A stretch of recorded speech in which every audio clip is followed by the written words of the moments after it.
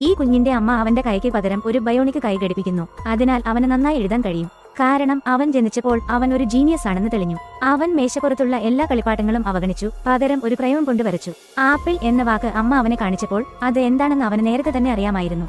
അതിനാൽ അവന്റെ അമ്മ ഒരു പെൻസിൽ കൊടുത്തു. എഴുതാൻ പഠിക്കാൻ പറഞ്ഞു. പക്ഷേ അവന്റെ കൈകൾ അപ്പോഴും വീക്കായിരുന്നു. പെൻസിൽ പിടിക്കാൻ പോലും അവന് കഴിഞ്ഞില്ല. അവന്റെ അമ്മ നിരാശനായി. അതിനാൽ അവൾ അവന്റെ കൈക്ക് പകരം ഒരു പുതിയ $5000 റോബോട്ടിക് കൈ കൊടുത്തു.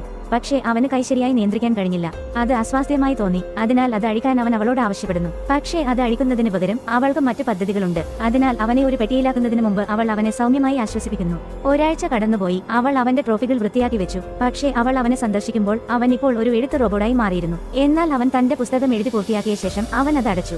അപ്പോൾ മേശപ്പുറത്ത് അവന്റെയും അമ്മയുടെയും പഴയ എഴുത്തുകൾ കാണുന്നു. ഇത് ഒരു പ്രത്യേക വിധത്തിൽ അവന്റെ ഓർമ്മയെ ബാധിക്കുന്നു. കൂടാതെ അവന്റെ പാസ്റ്റ് ഓർക്കാൻ അവന് കഴിയുന്നുണ്ട്. അതും അവന്റെ 64 GB മെമ്മറി മാത്രം ഉപയോഗിച്ച്. ലൈക്കും സബ്സ്ക്രൈബും ചെയ്യൂ.